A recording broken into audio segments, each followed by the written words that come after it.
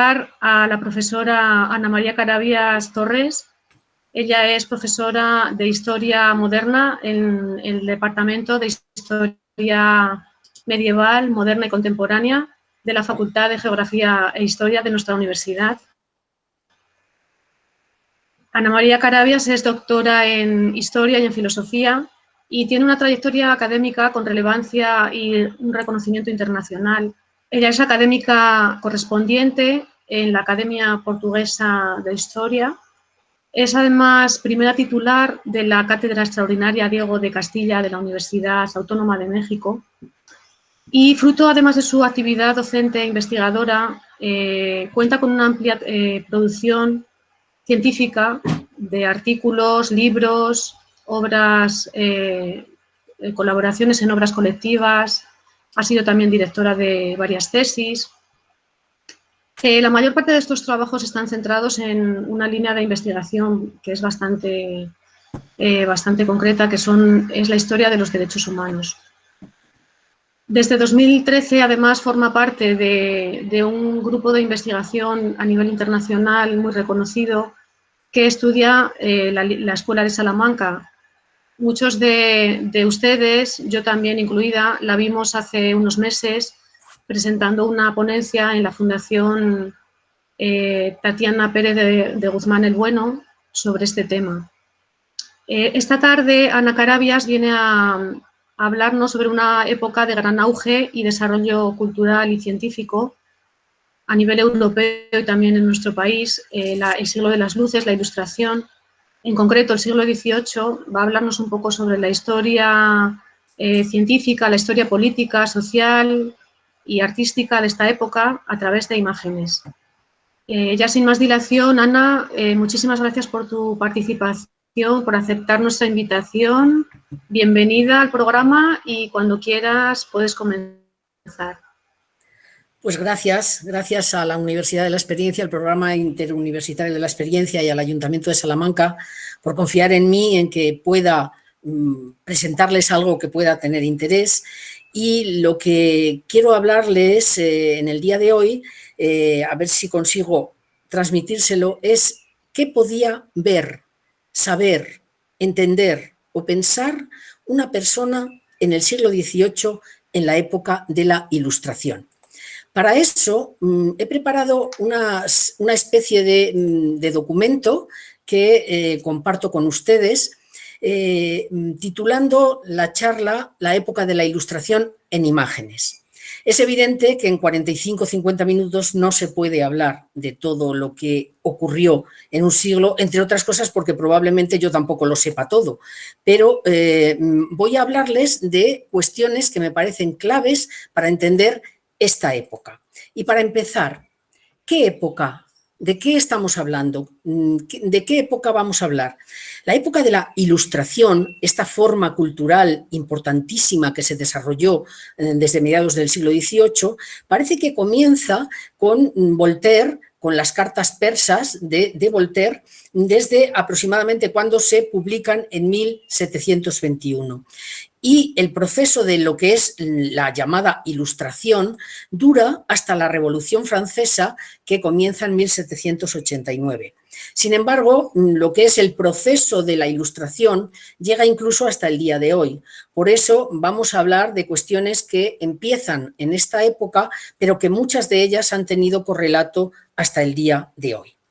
Para no hablar solo de cuestiones de carácter político o cultural, me parece que es importante empezar por decir algo que es muy notable en la época, y es que crece la población por primera vez desde el año 200 de nuestra tierra, y es que se va a producir la transición entre un ciclo demográfico antiguo que se caracterizaba por una especie de no crecimiento a largo plazo, una estabilidad a largo plazo durante siglos, para empezar un proceso de crecimiento, incluso a veces exponencial, de esta población hasta el día de hoy.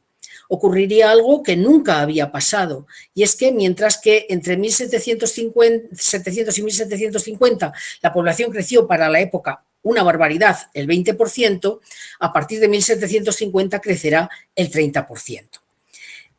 Otro hecho fundamental y que incide en este crecimiento de la población, es que se acaba la peste. Es el último periodo de enfermedad contagiosa masiva que se produce en la historia de la humanidad. No sabemos bien las causas, pero sabemos que la última peste ocurrió en la ciudad de Marsella y se extendió de ahí a Tolón, en Francia, entre 1721 y 22.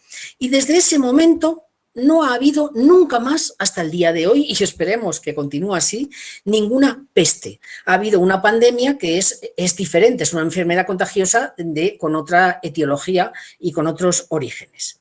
Y además ocurre, desde el punto de vista de la población, que en todos los lugares de la Europa occidental, a todos los poderes públicos se les ocurrió de forma simultánea empezar a medir la población. Este interés por medir la población va a ser típico de Austria, Inglaterra, Francia y también en España, que, promovido por el rey Fernando VII y su ministro de Hacienda, el Ensenada, van a promover la creación de lo que será el catastro del Marqués de la Ensenada, una investigación que desde 1749 se extiende por toda la corona de Castilla, es decir, por casi toda la península ibérica, y que tenía pretensiones de continuar más allá de ella, pero que no continuó cuando cambió la monarquía a la prematura muerte del rey Fernando VII. Este tipo de investigación era novedoso y permitía un conocimiento exhaustivo de todo lo que había en una nación, hasta el número de árboles, el número de animales, no solo el número de personas, de casas, conventos, hospitales, carreteras, y todo ello se hacía de acuerdo con un sistema muy pensado, en España, por ejemplo, con un interrogatorio de 40 preguntas para lo que fueron las respuestas generales de los pueblos, que investigaba con meticulosidad todo lo que tenía que ver con cada pueblo. Después, con toda esa información, se formaron una serie de libros, los resultados, una especie de... Ay, perdonen. Empezó una especie de libros, se crearon una especie de libros que permitieron conservar esa información hasta el día de hoy, conservándose en una buena parte hoy en línea para cualquiera que lo quiera consultar. Ocurrió también en el siglo XVIII un crecimiento económico más importante de lo que se había conocido hasta ese momento. De hecho, una de las características fundamentales de la época es que cualquier europeo que quería podía, si tenía oportunidad, viajar, no como en el año 1500, donde las rutas que existían para viajar eran muy estrechas, y hasta lo que se constituyó en la circunvalación del globo con importantes líneas de comunicación abiertas, incluso aseguradas, para que los barcos tuvieran un buen éxito en su trayectoria. Este crecimiento económico, que fue a escala planetaria, se basó sobre todo en el comercio. El comercio fue lo que revolucionó, fue la locomotora del crecimiento económico en aquella época y promovió algo que hoy seguimos, no sé si disfrutando o sufriendo, es la ascensión de la sociedad de consumo. Las personas empezaron a consumir productos que estaban muy lejos de su lugar de residencia habitual, de manera que el dinero y el crédito adquirieron mayor importancia de lo que habían adquirido hasta ahora. Así, los gobiernos en todo el mundo empezaron a tener una política económica, cosa que a veces antes no había existido, que siempre va a ser una política comercial. Todos se preocupan del comercio y de hecho se extiende, por ejemplo, en España la ley del libre comercio por primera vez en la historia de España, y es el Estado el que promueve este tipo de auge a través de lo que va a ser sus necesidades fiscales, militares, de lujo, porque es el mayor consumidor, necesita muchísimos productos, ya sean armas para la guerra, piedras o preciosas para sus collares, y para evitar el comprar esos productos fuera de lo que era el ámbito nacional, empezó a provocarse la creación por parte del Estado de lo que son las fábricas reales, que abastecían de productos de lujo a cada una de las naciones que las habían creado. Así es curioso que las guerras ya no van a ser como antes, guerras de carácter político, sino que la mayor parte de las guerras del siglo XVIII tuvieron un ámbito comercial y las que no lo tuvieron tenían en segundo estrato el ámbito de lo comercial. Estoy hablando, por ejemplo, la Guerra de Sucesión Española, la Guerra de Sucesión de Austria o la Guerra de Sucesión de Polonia, que son los tres grandes conflictos generacionales que surgen en el siglo XVIII. Pero debajo de ello había el dominio comercial sobre las colonias. Pero claro, no solo se trataba de la expansión planetaria desde el punto de vista marítimo, sino que el abaratamiento de esos intercambios hizo que todos los estados se preocuparan mucho por los canales. En todas partes apareció un proceso enorme de creación de canales como ríos artificiales que permitían transportar productos y personas en mucho menor coste que lo hacían a través de la tierra.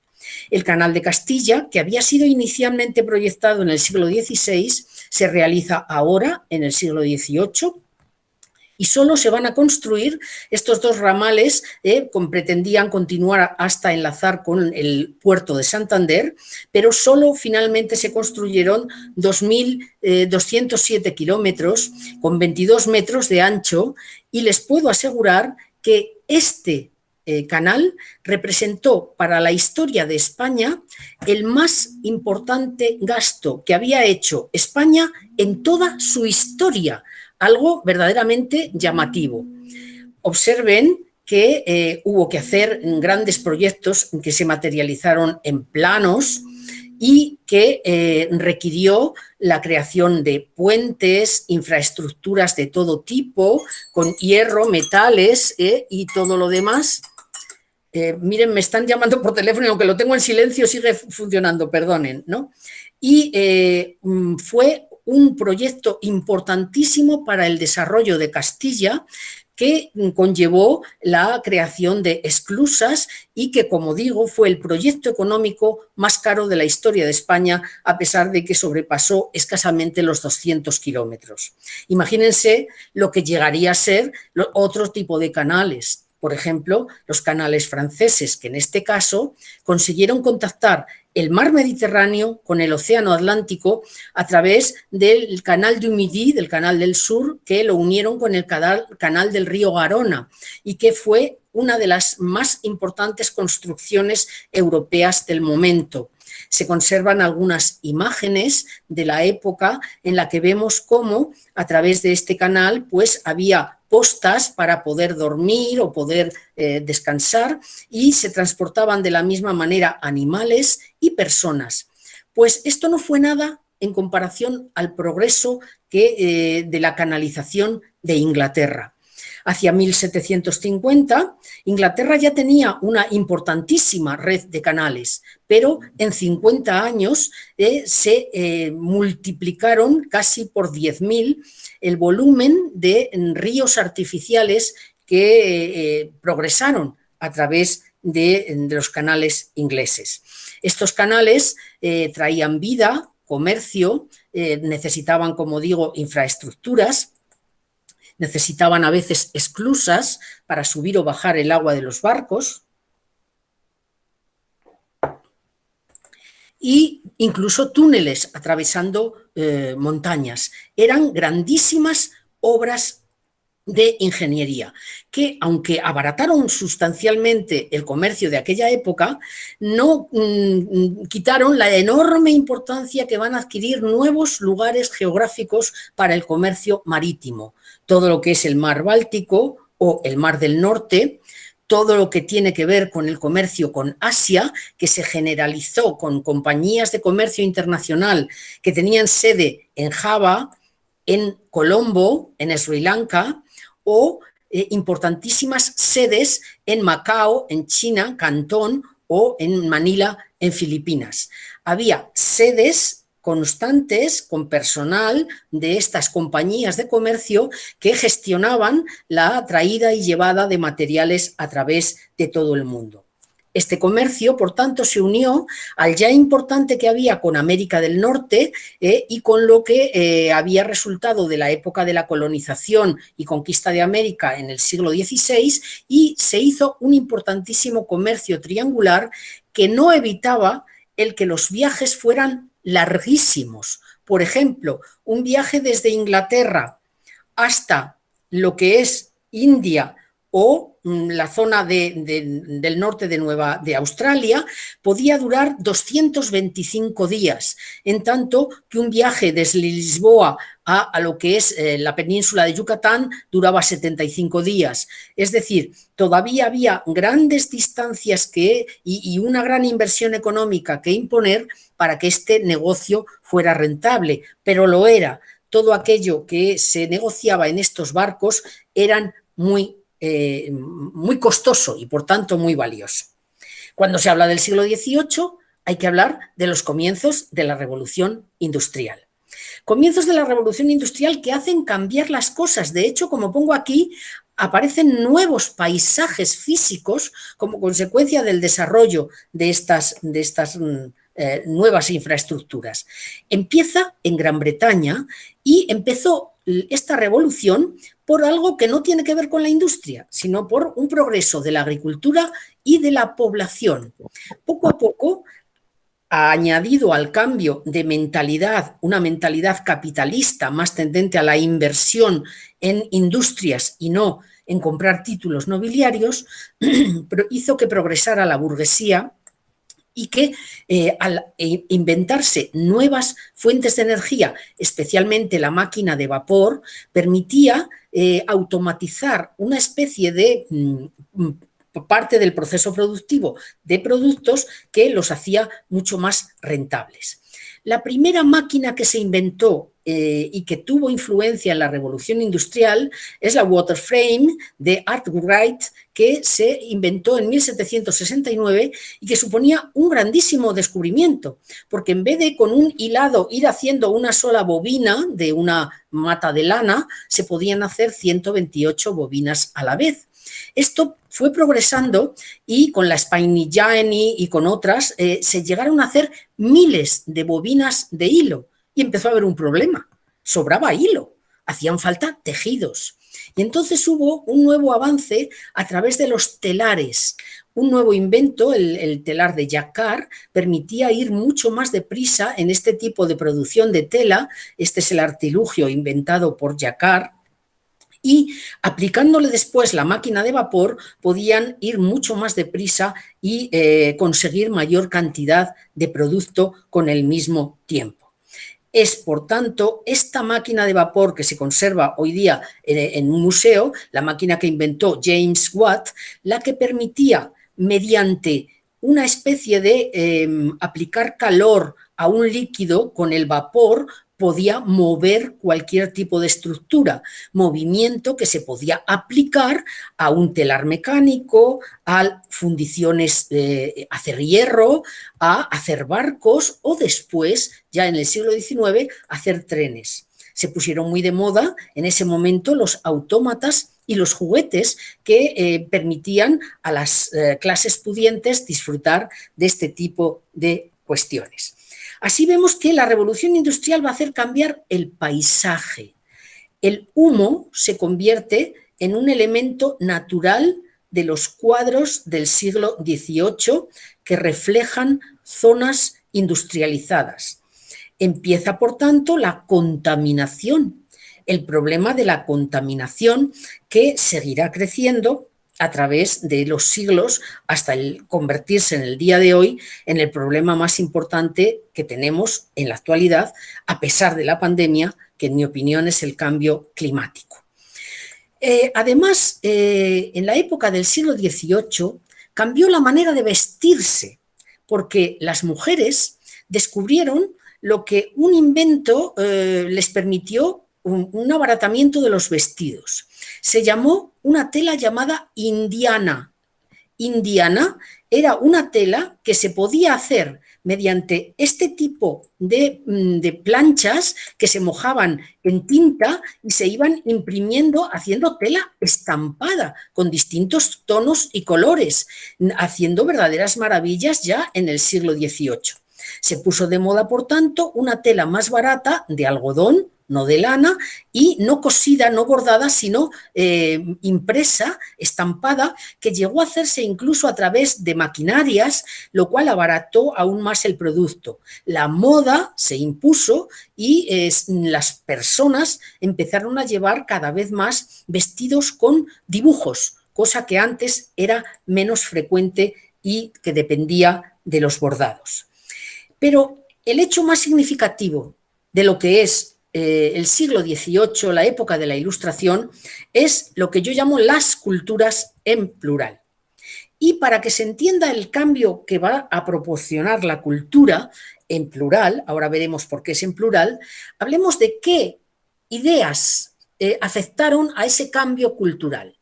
En principio, se hablaba de la modernidad, con ideas de razón, progreso, tolerancia, civilización. Y el cristianismo siguió siendo la base de lo que era el pensamiento europeo y mundial de la época, el arte, el espacio, los nombres, las costumbres, las fiestas, estaban influidos por valores y símbolos del cristianismo. En este sentido, no cambió, pero sí que se produjeron cosas nuevas. Por ejemplo, la transición a lo que llamamos hoy la civilización de la escritura. Un progreso de alfabetización guiado por estos reyes de los que enseguida voy a hablar, que empezaron a sustituir el latín por las lenguas literarias de cada nación, primando el francés como la lengua cultural debido a que el fenómeno cultural de la Ilustración nació en Francia. Aparecen por primera vez periódicos diarios, cosa que nunca había ocurrido, y un montón de prensa especializada no solo de ciencia o de agricultura, sino de cualquier tipo de cuestión cultural. El Daily Courant, es el primer periódico diario que existió en la historia de la humanidad. En Inglaterra sigue editándose hoy. En Hamburgo se publicó el Hamburgischer Correspondent. Y después hubo un montón de revistas, periódicos, con una periodicidad a veces no diaria, pero sí semanal, a veces mensual, que hablaban de cualquier tipo de producto, ya sea científico o, en este caso, como el Periódico de las Damas y las Modas, una publicación en francés.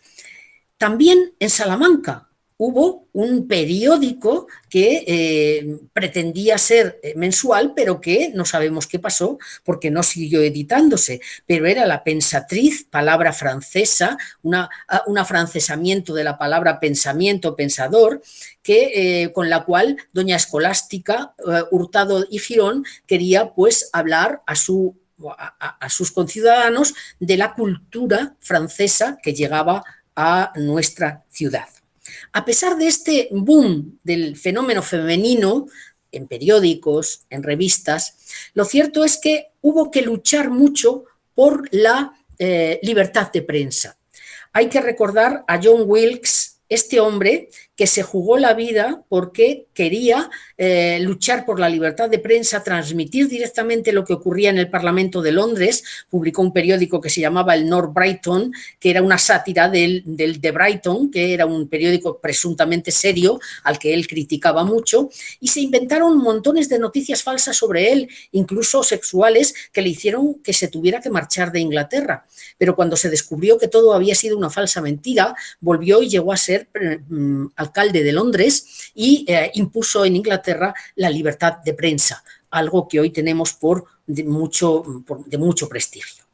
Y dentro de esto, la verdad es que todavía seguía la hegemonía masculina.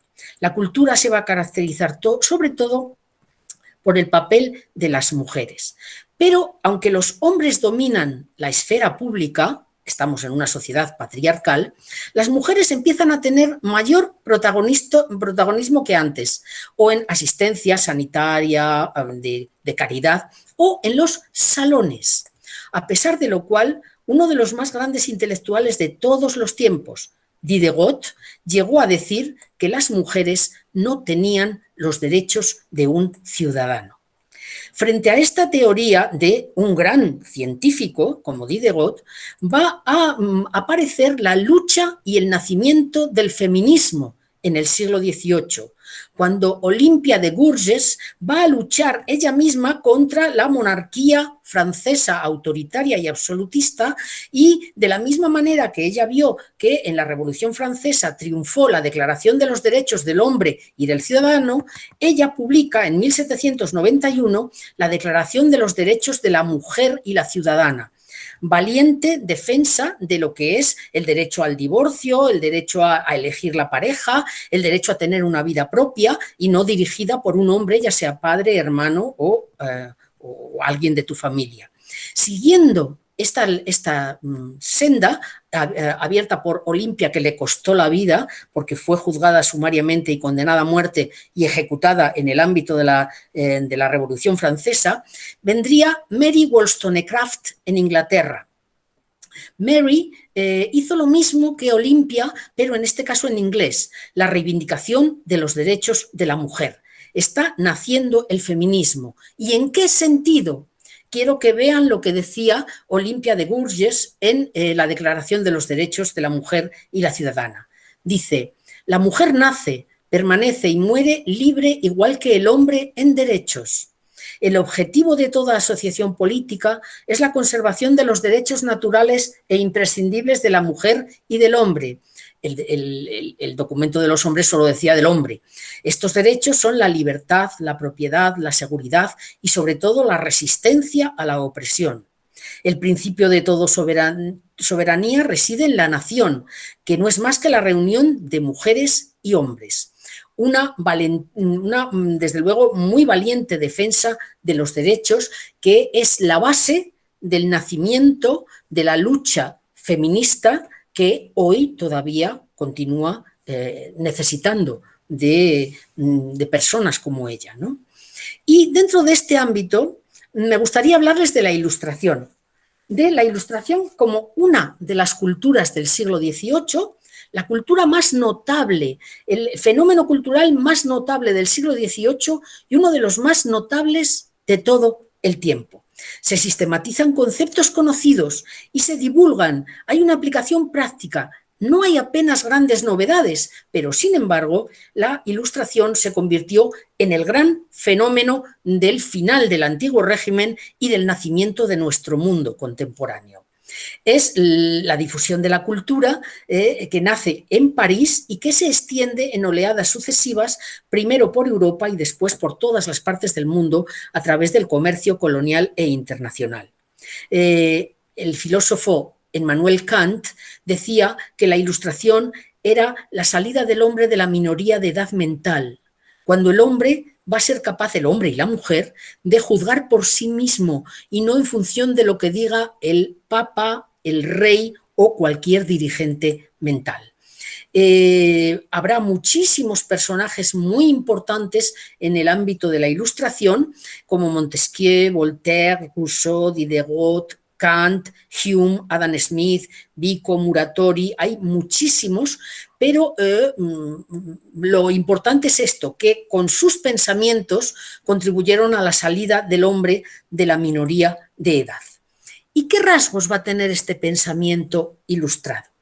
Pues vamos a ir diciendo algunos y viendo físicamente las imágenes que promovieron estas nuevas formas de pensamiento.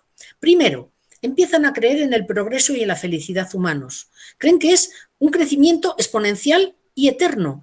Ya no hace falta que uno piense en la felicidad en el más allá. Piensan que más allá de esa felicidad futura, uno tiene que promover la felicidad en esta tierra. Segundo, la experiencia como fuente de conocimiento. Hasta ese momento, la fuente del conocimiento eran los sabios, las autoridades científicas. Ahora no. Se dice, tú quieres saber algo, experiméntalo, apréndelo a través de tu propia experiencia. Tercero, nuevas ideas religiosas y morales. Aunque el cristianismo fue prioritario, se desarrollaron grandes e importantísimos grupos de deístas que creen en un Dios no necesariamente católico, islamista o de otro tipo, o, es decir, creen en una religión natural, o incluso los ateos, que empiezan a reivindicar su papel en este mundo. El desarrollo de teorías de organización económica y social distintas, el liberalismo de Adam Smith, el liberalismo económico, o la fisiocracia como una forma de revalorizar lo que sale de la tierra como lo único que ofrece algo nuevo, porque tú pones una semilla y tienes un árbol lleno de frutas, de una tienes muchas, algo nuevo, según decían los fisiócratas. Y la atención a la pedagogía. En muchos lugares va a haber por primera vez la obligación de ir a la escuela, en el siglo XVIII, en la época de los absolutismos ilustrados. La lectura se convierte en un elemento de moda y que lo impregna todo, y las mujeres se reúnen en salones en sus propias casas, debates como podrían ser hoy las tertulias. Se difunden montones de imágenes sobre mujeres leyendo, pero aparecen sobre todo los gabinetes de lectura, lo que hoy llamamos bibliotecas. Aquí vemos a una dama que está comiendo mientras alguien la está leyendo, la importancia de la lectura. Y esa importancia del libro y la lectura se manifiesta en importantísimas construcciones que, como vemos, son de un lujo verdaderamente sorprendente y que se extienden por todas partes, en el ámbito privado y en el ámbito público. Todo científico quiere tener su biblioteca, todo pueblo, todo lugar quiere tener un lugar especial donde guardar, conservar los libros con la dignidad arquitectónica y los armarios adecuados al valor que se suponía que tenían todas ellas. Como ven, hay muchísimas bibliotecas del siglo XVIII, lujosísimas. De esa época es nuestra biblioteca de la Universidad de Salamanca. No tiene tanto lujo, pero realmente es de madera noble y muy bien concebida. Los salones. El de Madame Goffrini en París fue muy famoso, a él asistían todos los Voltaire, Diderot, D'Alembert, el Helvétius, estaban todos en estas reuniones científicas. Eran muy importantes, pero también en casas particulares, en cafés, el Café Royal, que tiene distintas representaciones.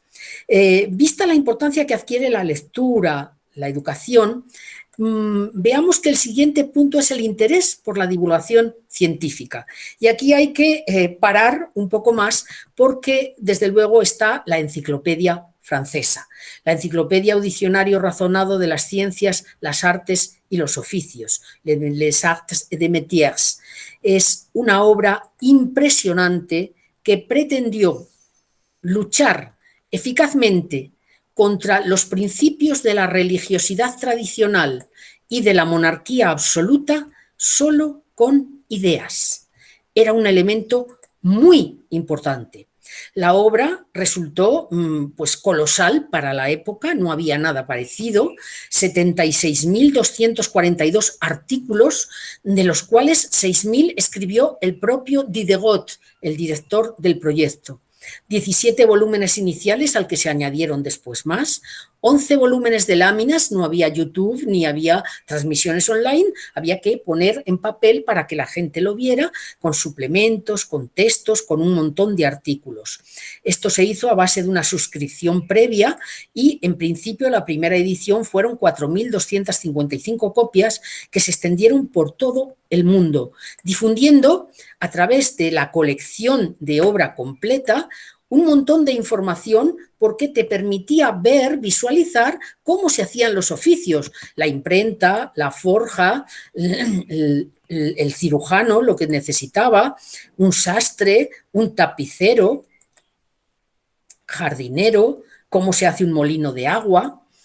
Y las personas que dirigieron y se mataron por este proyecto fue indiscutiblemente Diderot, D'Alembert, Montesquieu, Voltaire, Rousseau, pero también un montón de personas artesanas que no tenían ni idea ni de escribir ni de ciencia, pero que sabían su oficio y que fueron contratados para hacer lo que es, cómo se hace un oficio y plasmarlo en esa enciclopedia. Así se publicó la enciclopedia francesa y en el frontispicio aparece, en lugar de lo que aparecía en todos los libros medievales y modernos, que es una imagen o de un dios o de la Virgen o de un santo, aquí aparecían las diosas Razón y Verdad, rodeadas por las demás diosas de las artes y los oficios. Era una nueva forma de concebir la ciencia y el conocimiento. Y según decía Diderot, el proyecto se basaba en algo verdaderamente revolucionario. Decía, hay que examinarlo todo, removerlo todo, sin excepción y sin miramientos. Hay que pisotear todas las viejas puerilidades, derribar las barreras que la verdad no haya alzado, devolver a las ciencias y a las artes la libertad que le es tan preciosa. Decía Diderot, hacía falta un tiempo razonador, la mayoría de edad de la razón, en el que no se buscasen las reglas en los autores, sino en la naturaleza, en la experiencia. Naturalmente, esto iba contra los principios establecidos en la vida tradicional y fue, después del primer volumen, prohibida por la Inquisición, por creerse que atacaba directamente a la idea de Dios y a la idea de monarquía absoluta. Si no hubiera sido por el apoyo que le dio Madame Pompadour, que era la amante de Luis XV, este proyecto editorial no hubiera podido continuar. Pero ella no solo financió, sino que promovió y difundió, de manera que a ella tenemos que agradecerle que en este caso la ciencia triunfara sobre los prejuicios. Y dentro de este interés por la divulgación científica, que la enciclopedia resulta paradigmática, está la curiosidad por el mundo. Empezaron las academias de todos los países a financiar viajes de exploración con científicos y artistas que iban en los viajes franceses, viajes ingleses para explorar el Pacífico, viajes por todas partes. Estoy intentando salir y no puedo. Entre ellos están los 3 viajes del capitán Cook que hay que explicar un poco más. El capitán Cook había sido un hombre que fue contratado para observar la trayectoria de Venus según pasaba a través del Sol en aquellos momentos. Venus solamente ha pasado desde que existe el telescopio en estos años que yo les pongo así por la historia de la humanidad y permite el observar y medir el tránsito de Venus por delante del Sol divisado desde la Tierra, permite adivinar muchas cosas del universo, distancias, velocidades, y se trataba de investigar el tránsito que se iba a producir en 1769.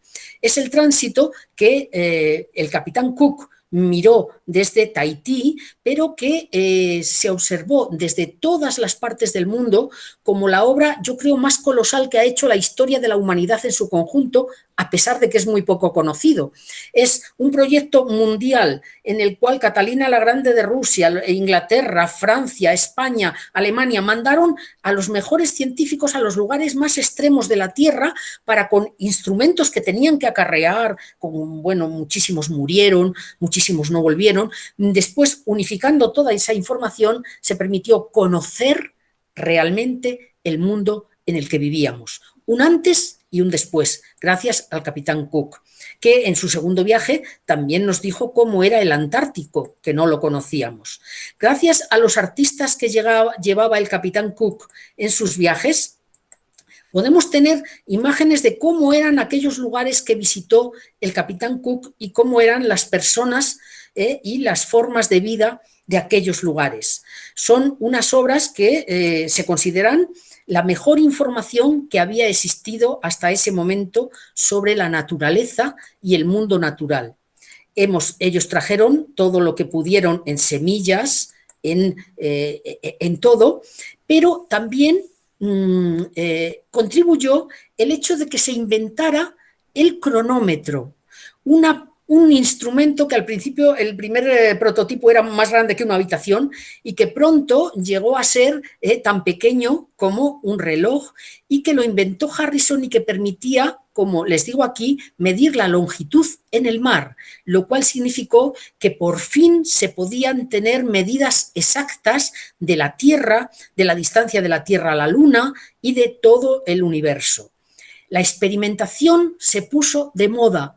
Hay cuadros y se hacían cotidianamente experimentos de todo tipo, con aire, con electricidad, con fluidos, con líquidos, y se desarrolló un enorme interés por lo exótico, que se traía y se exhibía como los primeros zoológicos, con un aspecto un poco extraño, porque eran animales que jamás nunca nadie había visto al natural. Este tipo de ciencia pasó a la calle y había montones de pruebas científicas delante de miles de personas, como globos aerostáticos que se hicieron en distintos lugares de Europa para demostrar que el hombre podía subir y bajar sin morir en el intento. Este progreso científico continuó en química, medicina, la vacuna de la viruela de Jenner, astronomía, en electricidad, la pila de Volta, en estudios de la naturaleza o en la técnica de Watt que ya hemos visto. Y después de esto, las nuevas concepciones de la organización política. Es lo que se llama el absolutismo ilustrado, un poder absoluto en beneficio teórico del pueblo, no un poder absoluto en beneficio del rey, que era como se formulaba el absolutismo del siglo XVII, de Luis XIV de Francia, por ejemplo. Ahora era todo para el pueblo, pero sin el pueblo. En el Sacro Imperio Romano Germánico, María Teresa empezó a promover la cultura, y su hijo es uno de los elementos claves para entender el cambio que la política traspasó a la sociedad entera. Solo 10 años de gobierno de este hombre, como rey de Austria y emperador del Sacro Imperio Romano Germánico, convirtieron su política en lo que se ha llamado josefinismo, en tolerancia y poder. Era perder todo lo antiguo y valorar todo lo nuevo.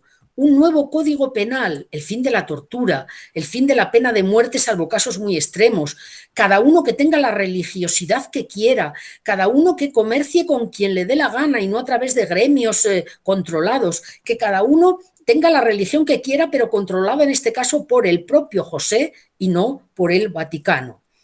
Pero claro, está la imagen de ese poder que es, por ejemplo, en Viena, el Palacio de Schönbrunn. El lujo que se va a manifestar como parte del poder inmenso que tienen estos estados. Hay una colección de plata y oro imperial en el Palacio de Schönbrunn verdaderamente sorprendente.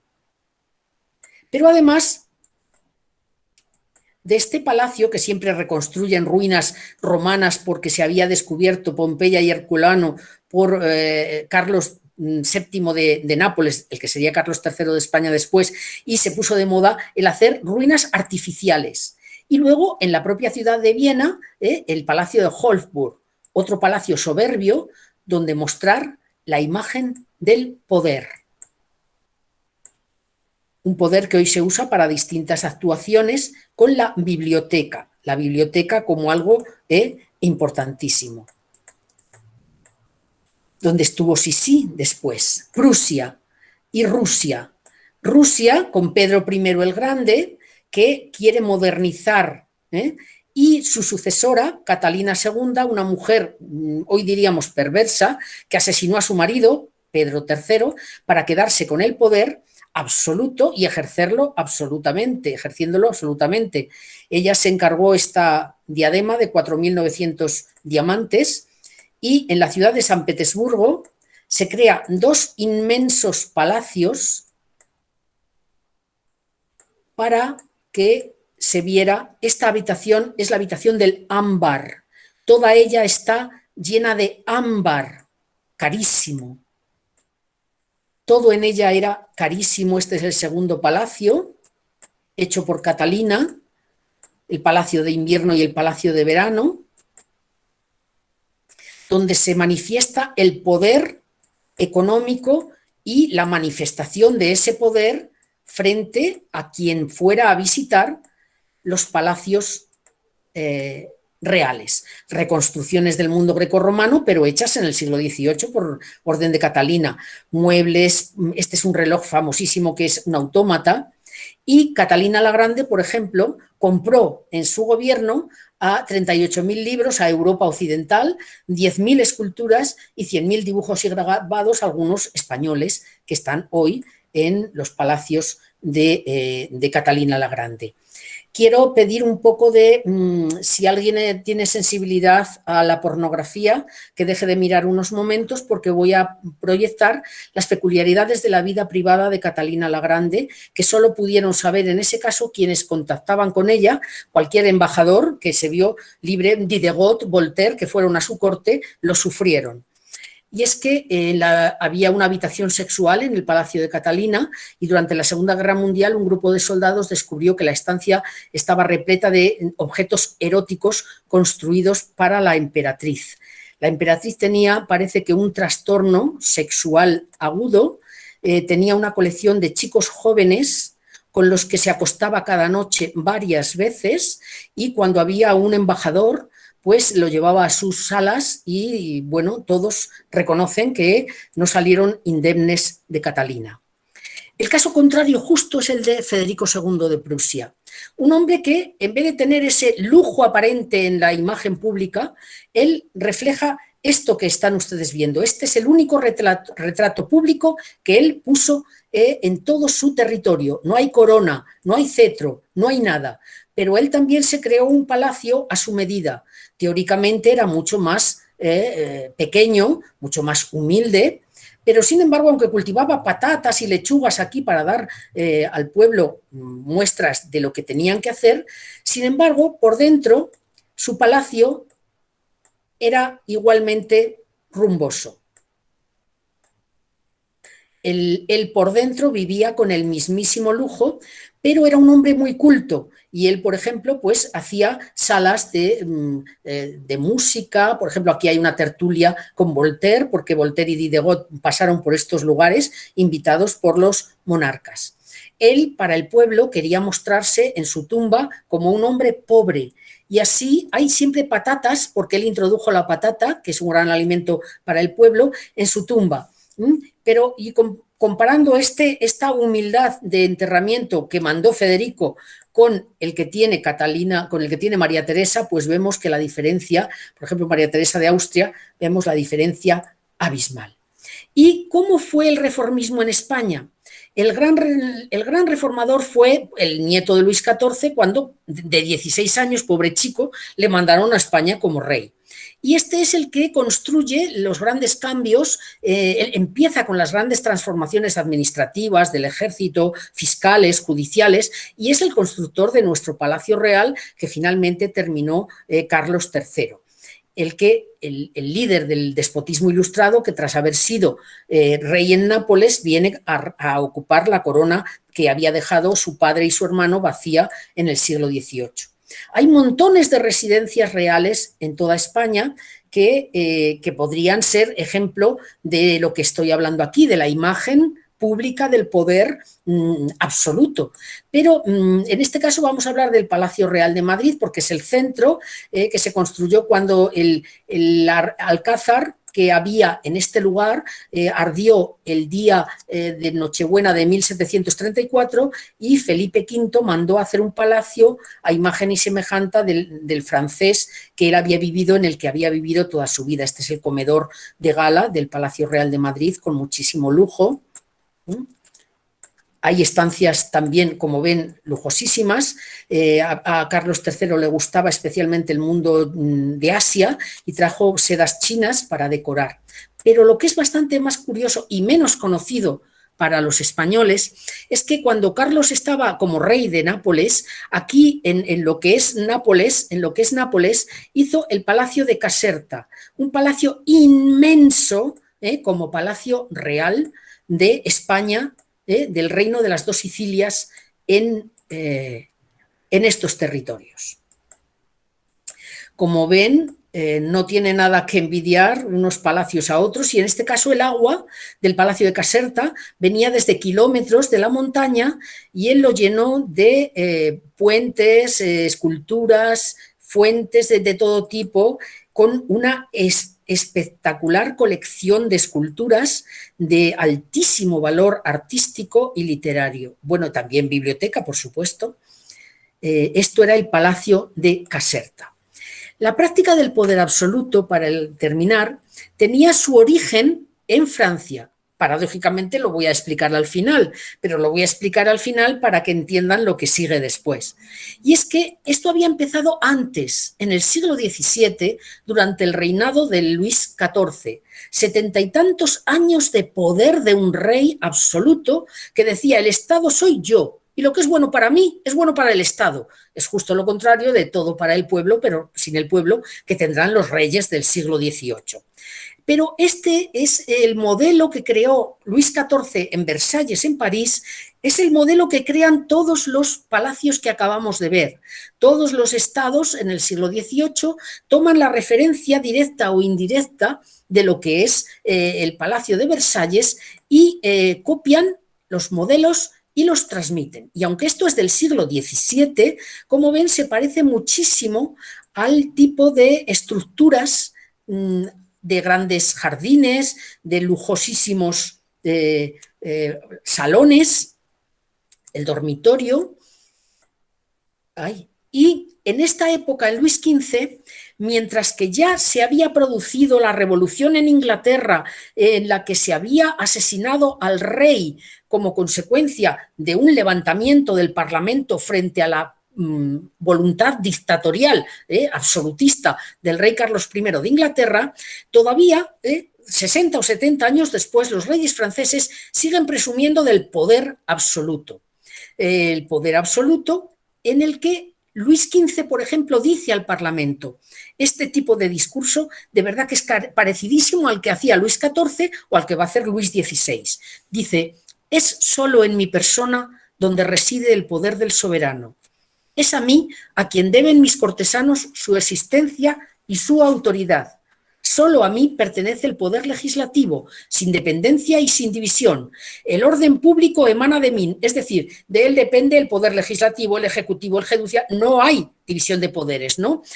Dice que no hay un cuerpo separado del monarca. Todo está unido y todo descansa en mis manos. Todo descansa en mis manos. El mismo tipo de discurso y de aspecto físico de poder absoluto que refleja Luis XVI. Precisamente en este momento es cuando en Inglaterra ya están viendo cómo se acerca en Francia el mismo final. En Inglaterra, el día 30 de enero de 1649, era ejecutado en Londres el rey Carlos I de Inglaterra por no cumplir el pacto del rey con el pueblo. Fue condenado a muerte, se le cortó la cabeza y esto fue un aviso a todos los que estaban alrededor. El asunto era muy complicado. Empezó la gran crítica social en Francia, donde en caricatura se representaba al pueblo sujetando a los nobles y al clero, al pobre pueblo sometido por la Iglesia y por la nobleza y la judicatura. Una crítica social que va a permitir que acabe bruscamente la Ilustración por la época de las revoluciones y por el nacimiento del mundo contemporáneo. ¿Cómo ocurrió este fenómeno? Es un fenómeno en el que este espíritu crítico, este pensamiento libre que ya se manifestaba en la teoría política incluso del siglo XVII, del Leviatán de Hobbes de 1651, de los tratados del gobierno civil de Locke, donde decía que el pueblo es el titular de la soberanía y no el rey, y si el rey no cumple, pues el pueblo tendrá derecho a rebelarse. Esto fragua y empieza el fin del Estado absolutista.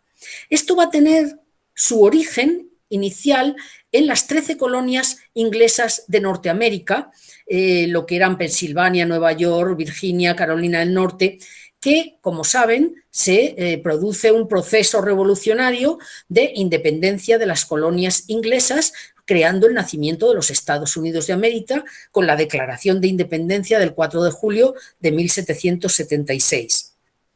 Este tipo de idea, junto con las ideas que surgen en la Revolución Francesa, provocan el estallido de la toma de la Bastilla en París, el 14 de julio de 1789, donde deciden declarar los derechos del hombre de 1789 y condenar a muerte a los reyes, a Luis XVI y a su esposa. Así se produce la ejecución de Luis XVI, igual que se había producido la ejecución de Carlos I de Inglaterra, pero en ese caso en 1643. Y bueno, esta revolución que se extiende también a otros lugares, en este caso a España con la Guerra de la Independencia, que es, por una parte está la guerra y por otra parte, simultánea, el proceso revolucionario de Cádiz, que termina en la declaración de la primera Constitución española hecha por el pueblo español.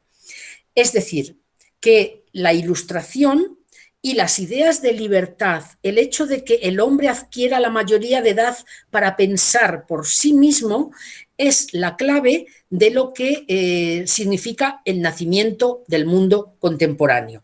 Y así es lo que quería explicarles acerca de una visión general de lo que se podía ver en el siglo XVIII, omitiendo en este caso, como han visto, todo lo que tiene que ver directamente con el arte, porque eso es la imaginación de personas concretas y porque no da tiempo a hablar también de las obras artísticas que fueron enormes, progresistas y abundantísimas.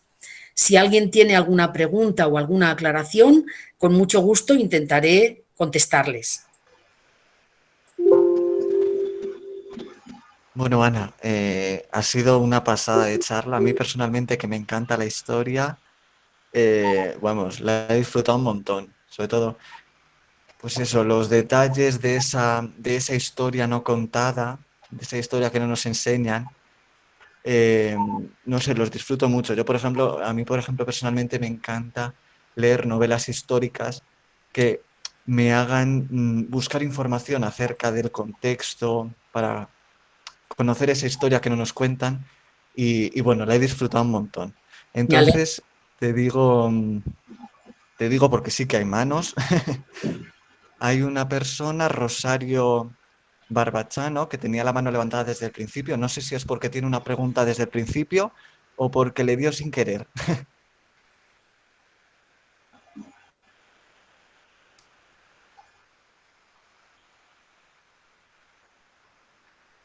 Igual le dio sin querer. Le doy también paso a Celinda, que también tiene la mano levantada. Celinda, si tienes una pregunta.